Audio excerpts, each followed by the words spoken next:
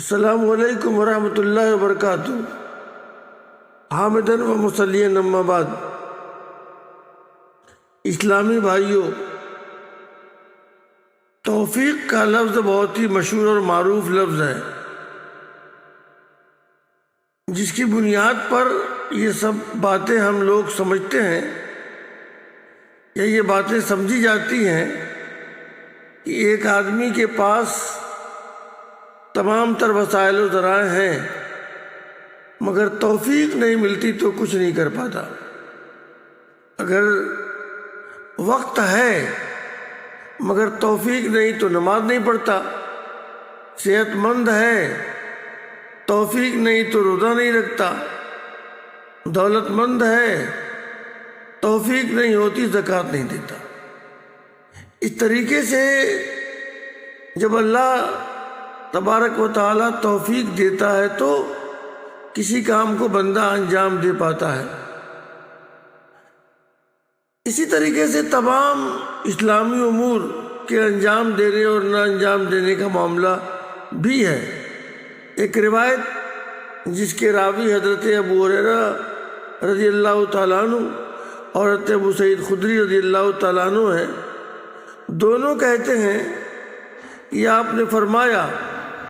کہ ما یعقد قوم یذکرون اللہ عز وجل الا نزلت علیہم السکینہ وغشیتہم الرحمہ وحفتہم الملائکہ وذکرہم اللہ فی من عنده، کہ جب بھی کسی قوم کے لوگ بیٹھ کر اللہ تبارک و تعالیٰ کا ذکر کرتے ہیں تو ان کے ذکر کرنے کے دوران جہاں پر وہ لوگ ذکر کرتے ہیں حفت علیہم الملائکہ، ان کو فرشتے گھیر لیتے ہیں، ان کا احاطہ کر لیتے ہیں، وغشیتہم الرحمہ، اور ان پر رحمت ان کو ڈھانک لیتی ہے،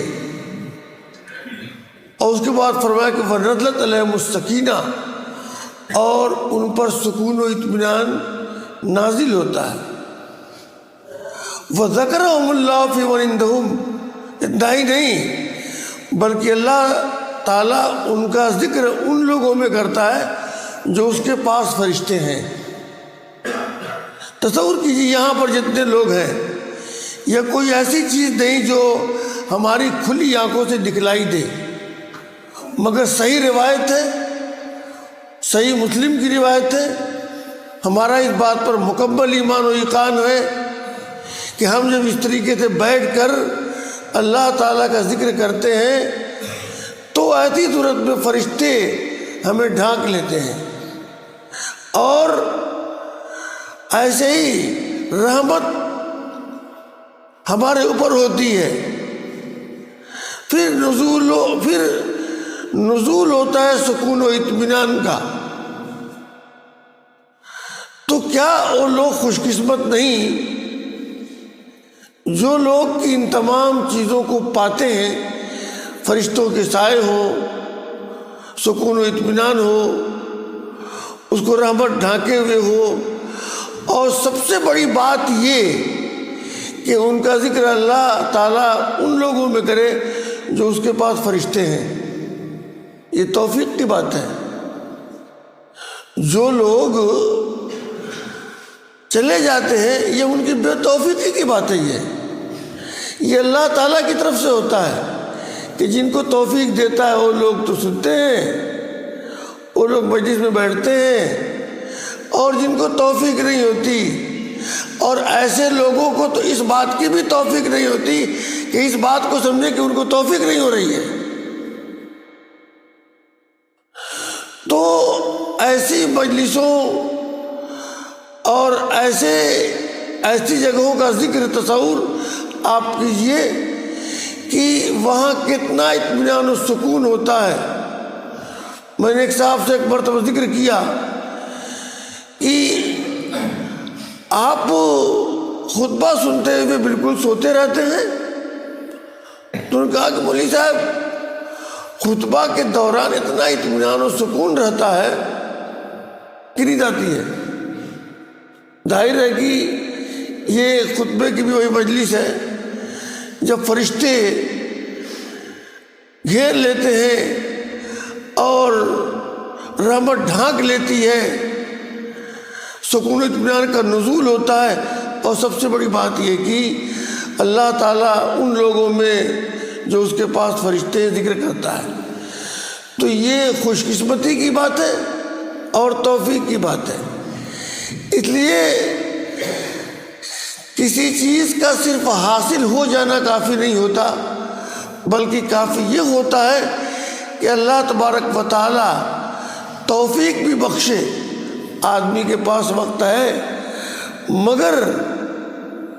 توفیق نہیں ہوتی ہے کہ وہ اپنا وقت کسی صحیح مصرف میں خرچ کر سکے، توفیق نہیں ہوتی کہ مثبت جگہ اپنے کو استعمال کر سکے۔ یہ وقت کی بات نہیں ہے۔ آپ دیکھیے